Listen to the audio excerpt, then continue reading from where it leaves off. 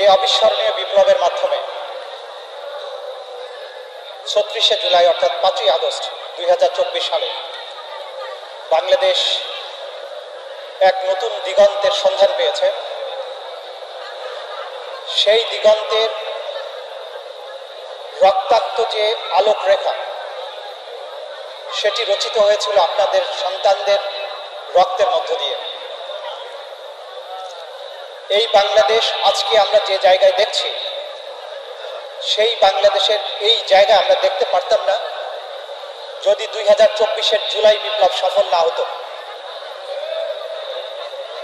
আমরা যারা এখানে দাঁড়িয়ে আজকে কথা বলছি, যদি জুলাই বিপ্লব সফল না হতো তাহলে আমাদের স্থান হতো হয়তো আজিমপুর গোরস্থানে, কারো কারো আয়না ঘরে, কারো কারো কাশিমপুর কিংবা কেরানীগঞ্জের কারাগারে।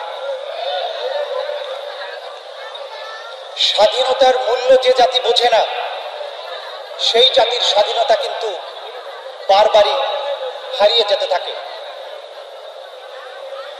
আমাদের যে সন্তানেরা যে অসাধ্য সাধনটা করেছিলেন, যখন গত ১৫ বছর ধরে চেপে বসা এক নিষ্ঠুর স্বৈর শাসন বাংলাদেশের সকল রাজনৈতিক দল মিলে ১৫ বছর ধরে নানানভাবে চেষ্টা করেছিলেন, সেই জগদ্দল পাথরকে সরানো সম্ভব হয়নি। কিন্তু যে বাচ্চাদেরকে কখনো কেউ কল্পনা করেনি, যে বাচ্চাদেরকে মানুষ আন্ডার এস্টিমেট করেছে, জেনারেশন জি বা জেন জি, যাদের ব্যাপারে অনেক নেগেটিভ প্রচারণা ছিল যে এই ছেলেরা মোবাইল দেখে, সারাক্ষণ ফেসবুক চালায়, পাবজি খেলে, এরা ফার্মের মুরগির মতো, এদেরকে দিয়ে কিছু হবে না, এই ধরনের ধারণা প্রচলিত ছিল অনেক অভিভাবকের মধ্যে। কিন্তু সেই বাচ্চাগুলো তাদের অভূতপূর্ব নেটওয়ার্কিং এর মাধ্যমে, অভূতপূর্ব এক ইন্সপিরেশনের মধ্য দিয়ে এমন এক বিপ্লব সংগঠিত করলো, বিশ্বের ইতিহাসে আর দ্বিতীয় নজির তার নেই। আমাদের সেই শহীদদের এক এক করে আত্মত্যাগের দৃশ্য আমরা নিজের চোখে প্রত্যক্ষ করেছি। আমরা দেখেছি ৪ বছরের বাচ্চা, ৫ বছরের বাচ্চারা কিভাবে রাজপথে নেমেছে। আমরা দেখেছি বাবা মায়েরা কিভাবে সন্তানদেরকে কোলে করে নিয়ে রাজপথে নেমেছে। ডান পাশে প্লিজ, আপনারা একটু কথা বললে তো আমি কথা বলতে পারছি না।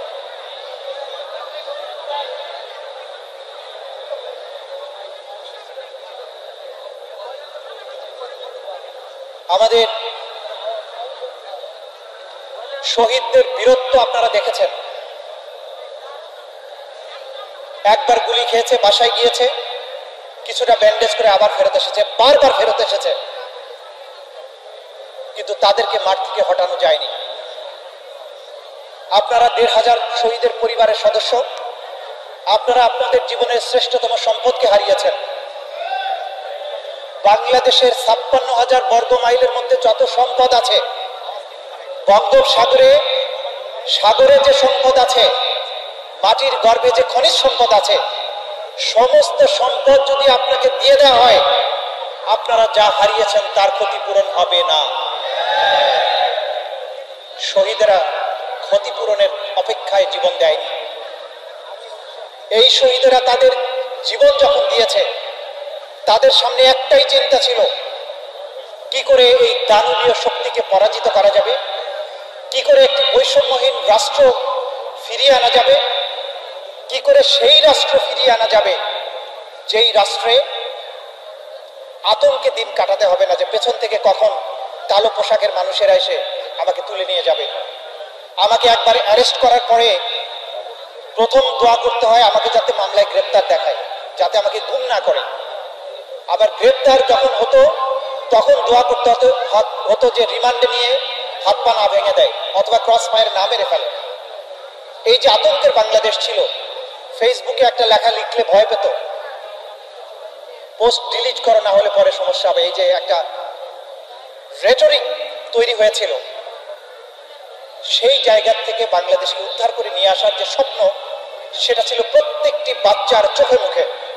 তারা রাজনীতি বুঝতো না, তাদের রাজনৈতিক প্রাপ্তির কোনো অভিপ্সা ছিল না, তারা মন্ত্রী এমপি হওয়ার কথা ভাবতেও শিখেনি। তাদের চোখে মুখে একটা স্বপ্ন ছিল যে এই রাষ্ট্রকে আমরা স্বাধীন করব। তারা সেটা সফল হয়েছে। শহীদ পরিবারের সম্মানিত সদস্যদেরকে আমি অনুরোধ করতে চাই, যে সম্পদ আপনারা হারিয়েছেন, আমি বলেছি যে বাংলাদেশের খনিজ সম্পদ যা আছে সবকিছু সহ বাংলাদেশের সবও যদি তাদেরকে দেওয়া হয়, আপনাকে দেওয়া হয়, তার কোনো ক্ষতিপূরণ যেহেতু হবে না, শহীদ পরিবার বৈষয়িক সামান্য কোনো স্বার্থের জন্য কারো দ্বারস্থ কখনো হবেন না। আপনারা যা অর্জন করেছেন দুনিয়ার কোনো কিছু দিয়ে তার ক্ষতিপূরণ সম্ভব নয়, কিন্তু জাতি হিসাবে, রাষ্ট্র হিসাবে এটা আমাদের দায় এই শহীদ পরিবারকে স্মরণে রাখা, তাদের টেক কেয়ার করা, তাদেরকে দেখা, তাদের স্বীকৃতি দেয়া, তাদের স্বপ্ন বাস্তবায়নের জন্য রাষ্ট্র কাজ করা। এটা আমাদের দায়, রাষ্ট্রের দায়, জাতির দায়। আপনারা কারো কাছে দায়বদ্ধ নন, কিন্তু আপনাদের কাছে আমাদের একটা বড় অনুরোধ আছে। আপনারা আজকে যে সম্মিলিতভাবে এখানে এসেছেন, আপনারা একটা বিরাট শক্তি। এই শক্তি আপনারা নিজেদের মধ্যে কোনোভাবেই ডিভাইডেড হতে দেবেন না। নতুন বাংলাদেশ বিনির্মাণে আপনাদের ইউনাইটেড অবস্থান এই রাষ্ট্রের যে স্বপ্নগুলো ফেড হয়ে যাচ্ছে, যে স্বপ্নগুলো ধূসর হয়ে যাচ্ছে, সেই স্বপ্নগুলো অর্জনের ব্যাপারে রাষ্ট্র এবং সরকারকে বাধ্য করবে। যে জুলাই সনদের কথা বলেছেন, নতুন রাষ্ট্রের কথা বলেছেন, এই রাষ্ট্র গঠনে আপনাদের এই শহীদ পরিবারগুলো যখন ঐক্যবদ্ধ থাকবে, আপনারা যখন এইভাবে কাজ করবেন, তখন কোনো সরকারের সাধ্য নাই আপনাদের দাবিকে উপেক্ষা করে একটা নতুন রাষ্ট্র গড়ে তোলে। আমি আপনাদেরকে সর্বক্ষণ জেগে থাকতে বলবো। আপনাদের সন্তানেরা আমাদের গোটা জাতিকে জেগে থাকতে শিখিয়েছে। আপনারা তো তাদেরই পরিবার। আপনারা কখনো ঘুমাবেন না, কখনো আপোষ করবেন না, কখনো বাংলাদেশকে আবার কোনো স্বৈর শাসক, আবার কোনো নিপীড়কের হাতে চলে যাক, এটা অ্যালাউ করবেন না কখনো।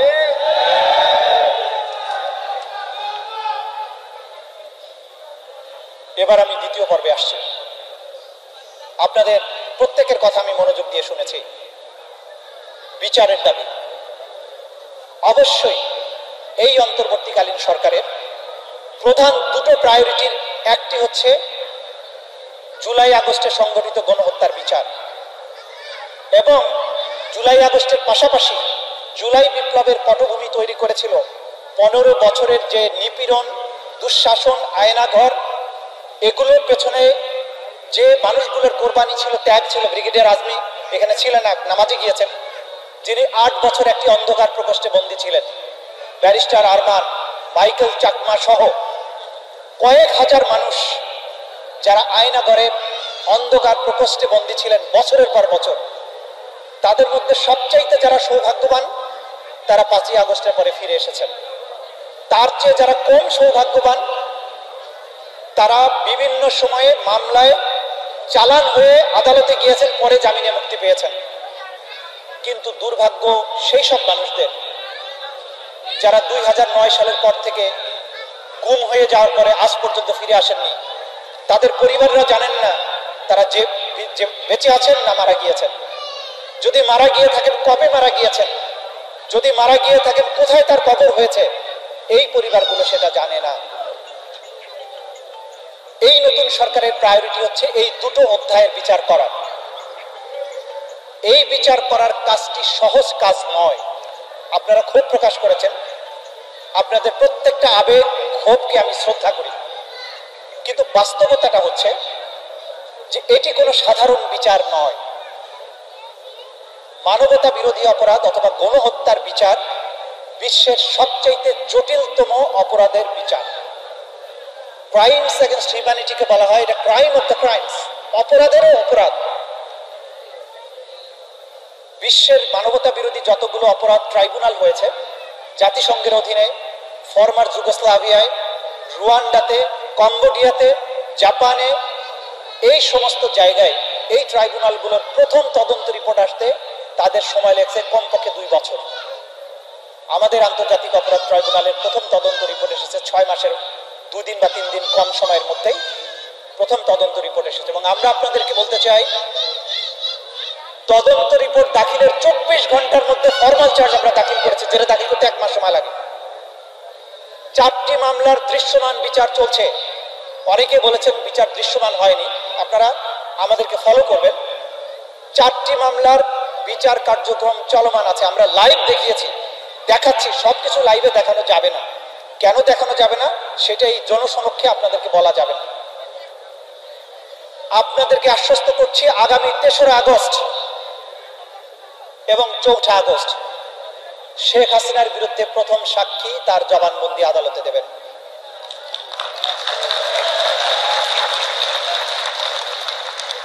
সেদিন গোটা জাতি টেলিভিশনের পর্দায় চোখ রাখবেন। যাদের পক্ষে সম্ভব হবে আদালতে আসবেন। এক এক করে আয়নার মতো করে পরিষ্কার করে দুনিয়ার কাছে, শুধু বাংলাদেশের কাছে না, ইনশাল্লাহ আমরা প্রমাণ করতে সক্ষম হব কি অপরাধ তিনি করেছেন, তার অপরাধের কি প্রমাণ এবং তার কি শাস্তি হওয়া উচিত।